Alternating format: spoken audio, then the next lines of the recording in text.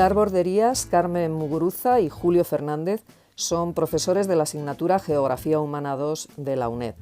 Hoy nos proponen reflexionar acerca de las ciudades de nuestros días, ya en la segunda década del siglo XXI, en por qué son así y no de otra manera. Para entender las ciudades actuales debemos tener en cuenta sus circunstancias previas, pues la ciudad en los países desarrollados es el resultado de la herencia de la ciudad industrial y posindustrial y de las actuales estructuras socioeconómicas y tecnológicas.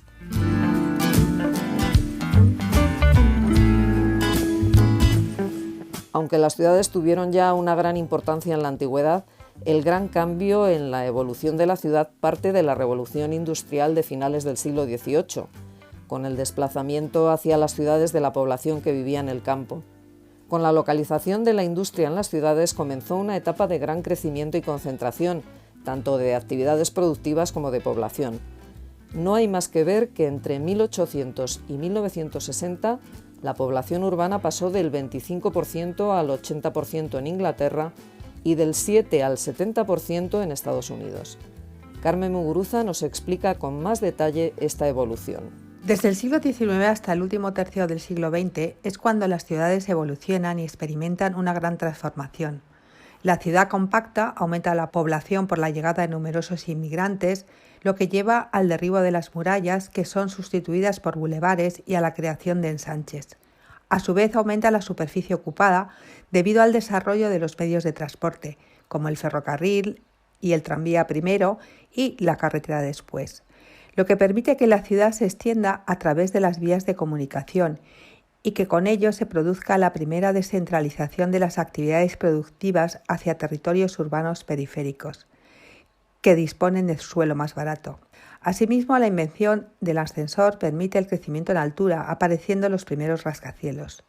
Todos estos factores hicieron que en la ciudad aparecieran tres zonas bien diferenciadas: un centro con espacios residenciales y actividades comerciales y administrativas, un ensanche generalmente de trazado regular y viviendas de calidad, y unas zonas periféricas o exteriores ocupadas por la industria y barrios obreros mal estructurados con escasos equipamientos e infraviviendas, focos de marginalidad y de conflictividad social. Ya en la segunda mitad del siglo XX se observan cambios en la ciudad industrial derivados del cambio del sistema productivo. Julio Fernández y Pilar Borderías destacan cuáles fueron los cambios más significativos. En la década de los 50 del siglo XX y sobre todo en los 60 se perfilan las características esenciales de la configuración de las ciudades tal como las conocemos hoy día. Los sistemas urbanos se amplían y determinadas actividades productivas se descentralizan, sin perder su referente urbano. Son movimientos que van acompañados de un crecimiento de la población. Los sistemas de movilidad intraurbana y periurbana se ensanchan y multiplican, relacionando el complejo entramado de actividades que se asientan en los territorios sobre los que se expande la ciudad. Precisamente, el concepto de área metropolitana hace referencia a esta nueva situación que tenemos, al nuevo carácter de lo urbano, cuando la ciudad deja de ocupar un espacio físico preciso y bien delimitado, claramente diferenciable de su entorno rural y de sus otros núcleos de población próximos, para convertirse en una realidad más compleja que puede entregar territorios más o menos extensos a su alrededor, como pueden ser pueblos o ciudades menores, incluso llegar a unirse con otras áreas urbanas inmediatas. Así es, y ya en las décadas de los años 70 y 80 se forman las grandes regiones urbanas. Es un momento en que el rápido incremento de los precios de la energía señala el comienzo de cambio de ciclo y las características del nuevo periodo apuntan a una progresiva terciarización de la economía y a su creciente internacionalización. En esta nueva coyuntura, las ciudades occidentales son el epicentro del poder, de la actividad económica y de la residencia de la mayor parte de la población. Pero los ritmos de crecimiento se ralentizan notablemente, incluso se convierten en regresivos en determinadas regiones y se producen importantes fenómenos de redistribución de espacios metropolitanos que son progresivamente absorbidos por extensas regiones urbanas. Así pues, en este momento, el desarrollo de la ciudad occidental no se basa ya en su condición de encrucijada de caminos o en ser lugar de acumulación de población y, por tanto, mercado de mano de obra y de consumo, como ocurría en etapas anteriores, ni siquiera en el tamaño y articulación de su estructura industrial, sino que su éxito se centra en factores como la especialización de sus servicios y la calidad de su capital humano. Podemos decir, pues, que a partir de la década de los 70 del siglo XX surge la ciudad postindustrial en los países desarrollados, como nos confirma Carmen Muguruza. A diferencia de la ciudad industrial, en la ciudad postindustrial el centro pierde funciones residenciales y tiende a una especialización mayor en actividades terciarias. Y para reducir la contaminación y congestión, se empiezan a peatonalizar las calles y se empieza a fomentar el transporte público. Además, la tendencia a la flexibilización del proceso productivo permitió desplazar parte de las fábricas a otras zonas. Y en la periferia se empiezan a ubicar polígonos industriales junto a parques empresariales, industriales y tecnológicos. Las facilidades del transporte y las comunicaciones permitieron el desplazamiento de la población a zonas cada vez más alejadas del centro urbano, pues lo que importaba era la accesibilidad en tiempo y no tanto la distancia.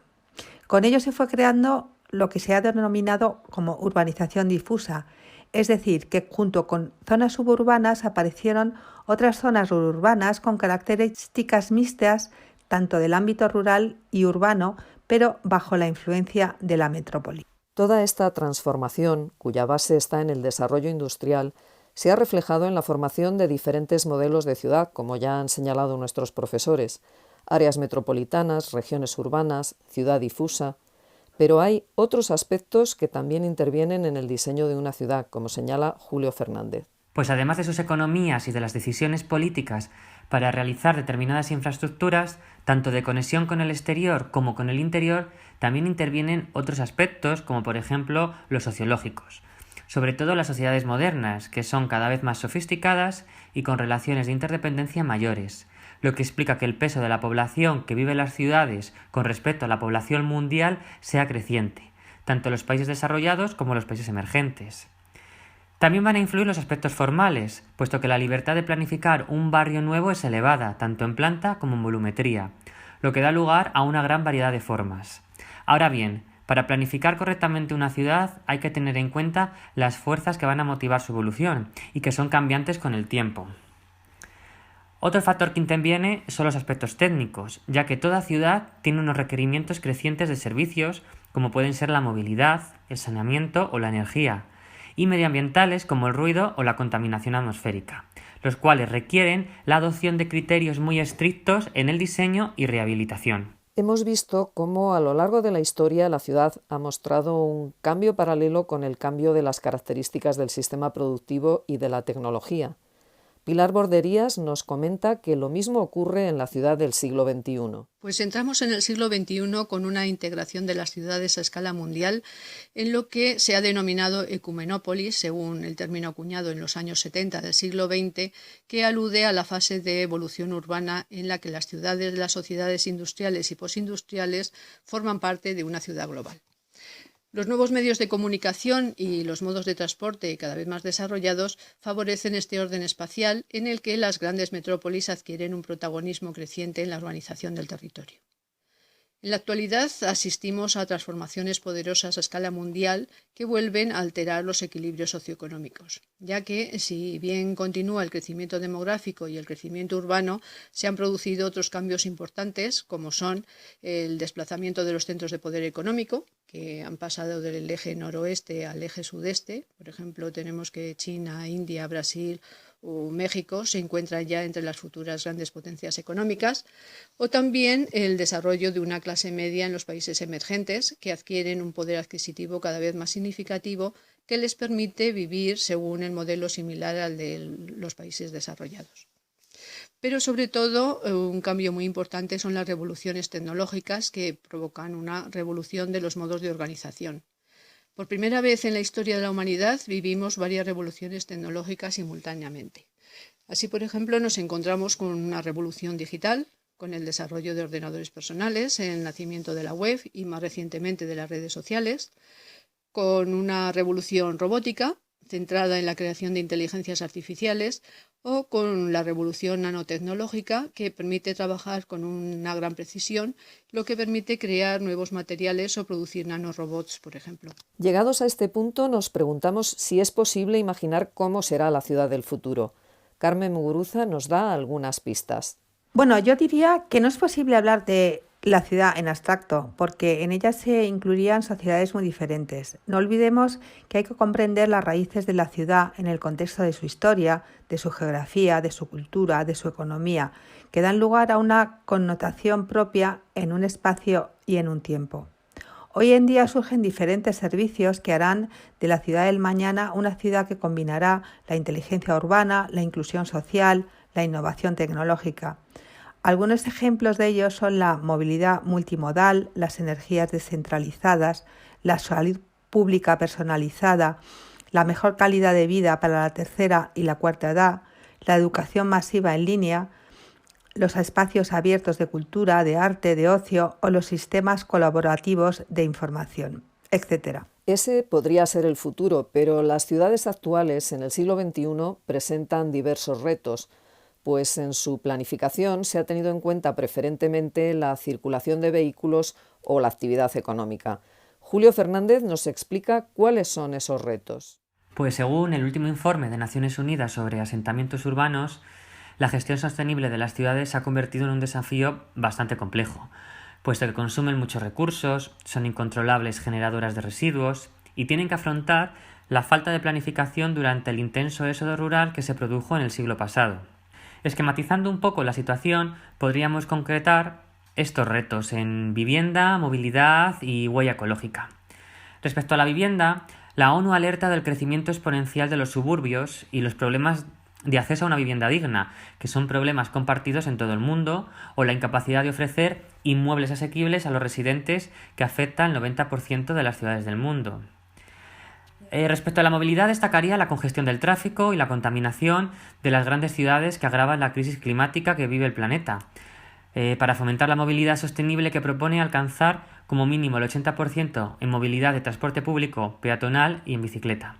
También elevar hasta el 10% el uso de vehículos eléctricos y peatonalizar los centros de las ciudades. Pilar Borderías nos explica el concepto de huella ecológica aplicado a una ciudad y también la necesidad de conseguir ciudades sostenibles. La huella ecológica de la ciudad hace referencia a la superficie que ésta necesitaría para producir los recursos que consume y para alojar los residuos que produce.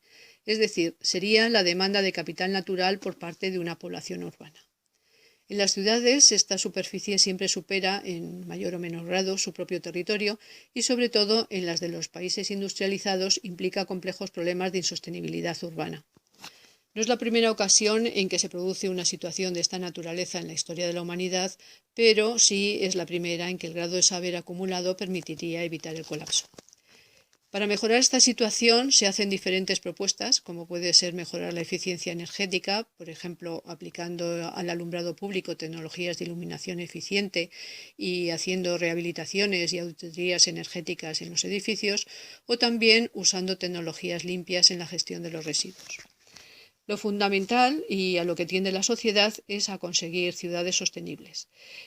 Más allá de las contradicciones que se puedan producir entre regiones, lo cierto es que existe una competencia a nivel global en la realización de proyectos de ciudades sostenibles. Tenemos, por ejemplo, en el norte de Europa, en Suecia, acoge Symbiocity, un proyecto de 11.000 viviendas situado sobre una antigua zona portuaria de Estocolmo, que es un modelo de urbanización capaz de mantenerse a sí misma gracias a fuentes renovables. Este de Suecia es un ejemplo, entre otros muchos, de cómo se están configurando las ciudades del siglo XXI. Gracias a Pilar Borderías, Carmen Muguruza y Julio Fernández, los tres profesores de Geografía Humana en la UNED, por proporcionarnos esta visión sobre la evolución de la ciudad.